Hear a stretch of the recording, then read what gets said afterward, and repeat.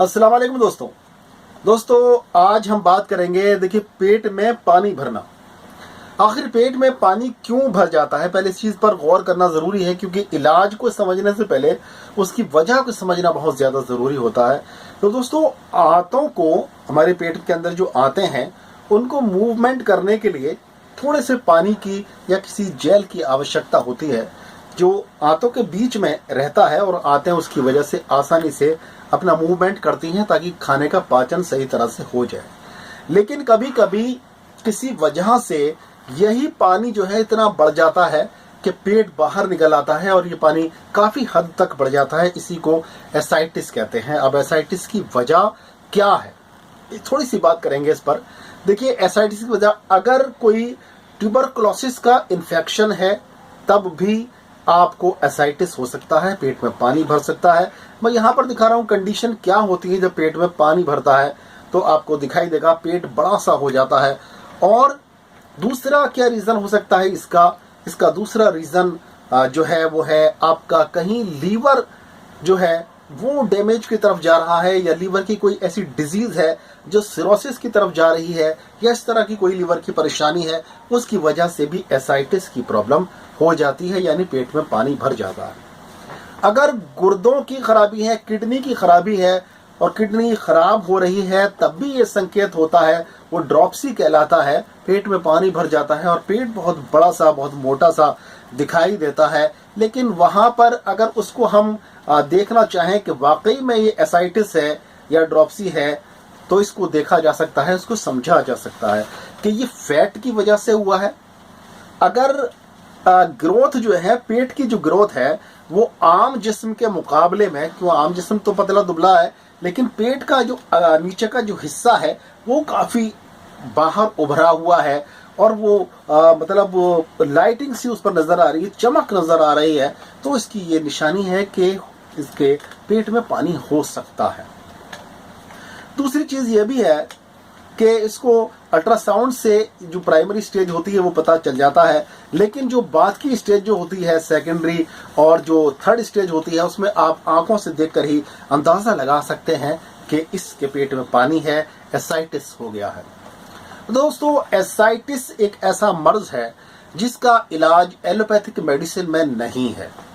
बिल्कुल क्लियर बात कर रहा हूं मैं, एलोपैथिक मेडिसिन में इसका इलाज नहीं है एसाइटिस का, लेकिन आयुर्वेद इसको पूरी तरह से इलाज करने में सक्षम है। आज वही आयुर्वेद इलाज की बात करूंगा। एसाइटिस चाहे किसी भी वजह से हो, लेकिन उसका एक ऐसा इलाज है जो बहुत ही ज्यादा इफेक्टिव है, और इसको अगर अपनाते हैं तो एसाइटिस की परेशानी बिल्कुल दूर हो जाएगी। पेट का पानी जो है वो नॉर्मल हो जाएगा और आपकी सेहत अच्छी हो जाएगी।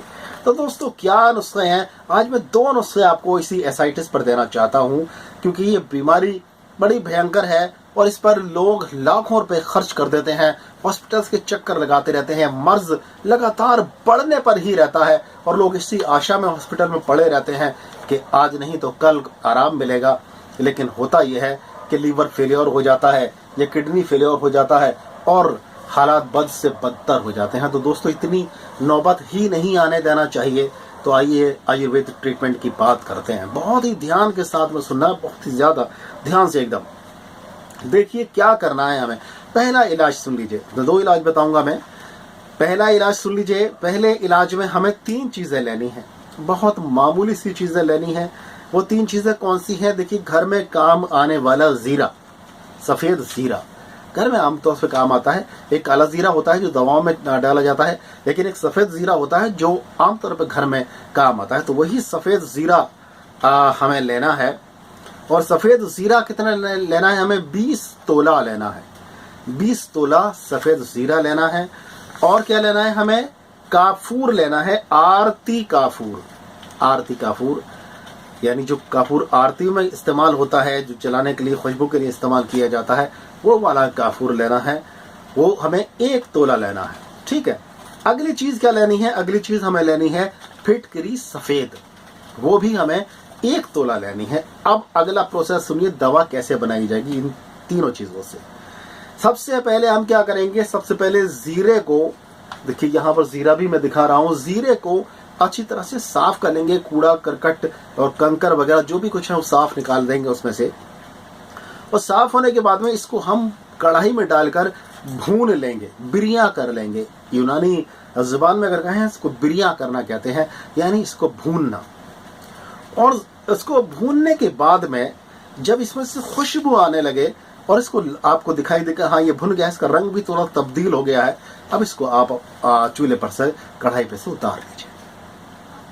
अब क्या करना है, दूसरी चीज हमारी काफूर जो है हमें ऐसे ही रखना है।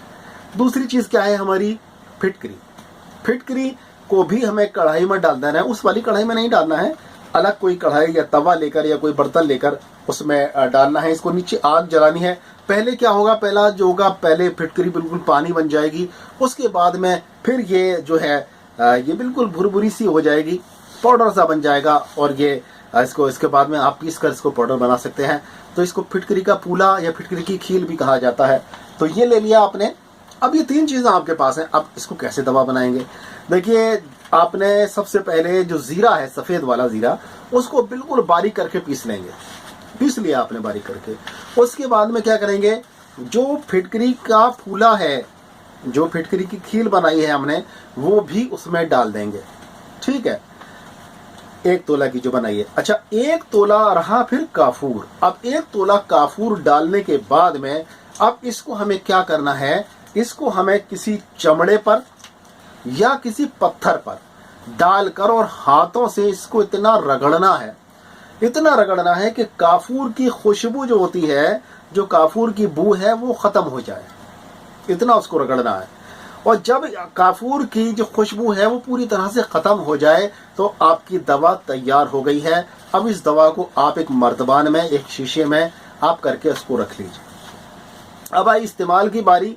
इसको इस्तेमाल कैसे करना है, तो दोस्तों इसको इस्तेमाल करना है हमें 3 से 4 ग्राम सुबह और शाम दोनों टाइम हमें इसको पानी के साथ में इसको लेना है। और देखिए हमें एहतियात क्या करनी है, हमें 40 दिन तक इसको इस्तेमाल करना है। और 40 दिन में हमें बाकायदा परहेज ज़रूर करना है। ऐसी चीज़ें जो लीवर को नुकसान पहुंचाती हैं, तेल चिकनाई वाली चीज़ें, दूध नहीं पीना है, दूध का ख़ास तौर से इसमें परहेज रहेगा, दूध नहीं देना है, दूध का इस्तेमाल नहीं करना है। ठीक है, और दोस्तों 40 दिन तक इसका परहेज ज़रूरी है। और 40 दिन तक आपको क्या खाना है, देखिए जैसी बीमारी है वैसा ही उसका परहेज रहेगा। 40 दिन तक आपको बेसन की रोटी घी से लगा के और शक्कर के साथ में उसको खाना है, नमक का इस्तेमाल नहीं करना है। थोड़ा सा मुश्किल ज़रूर लग रहा होगा, लेकिन दोस्तों परेशानी भी इतनी बड़ी है कि इसका कोई एलोपैथिक में ट्रीटमेंट नहीं है। एलोपैथी में तो थोड़ी परेशानी तो मरीज को उठानी ही पड़ेगी पूरी तरह से स्वस्थ होने के लिए, तंदुरुस्त होने के लिए। और एक चीज़ हमें 3 महीने तक नहीं इस्तेमाल करनी, वो है मूंग की दाल। मूंग की दाल का हमें 3 महीने तक इस्तेमाल बिल्कुल भी मरीज को नहीं कराना है। ठीक है, ये हुआ एक ट्रीटमेंट। और ये दोस्तों इस किताब से है, इस किताब से बहुत सारे नुस्खे मैं आपको दे चुका हूँ। वो बहुत ही लाजवाब किताब है, लाजवाब नुस्खा, एक एक नुस्खा लाजवाब है, सब काम करने वाले हैं।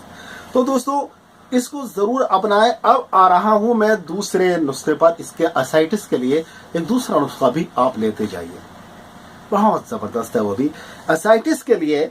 देखिए पहला तो मैं इसी को तरजीह दूंगा, ये वाला जो नुस्खा मैंने अभी दिया, सबसे पहले तो इसी को तरजीह दूंगा। लेकिन अगर इसको बनाने में कोई दिक्कत आपको महसूस होती है तो दूसरा वाला नुस्खा सुन लीजिए, इससे आसान है। उसमें क्या करना है आपको, देखिए सरस की छाल, यहाँ पर पेड़ दिखा रहा हूं मैं, इसको शिरस भी कहा जाता है, सरस भी कहा जाता है। उसकी छाल लेनी है हमें और उसकी छाल को कूट कर अच्छी तरह से उसका एक पाउडर बना देना है हमें।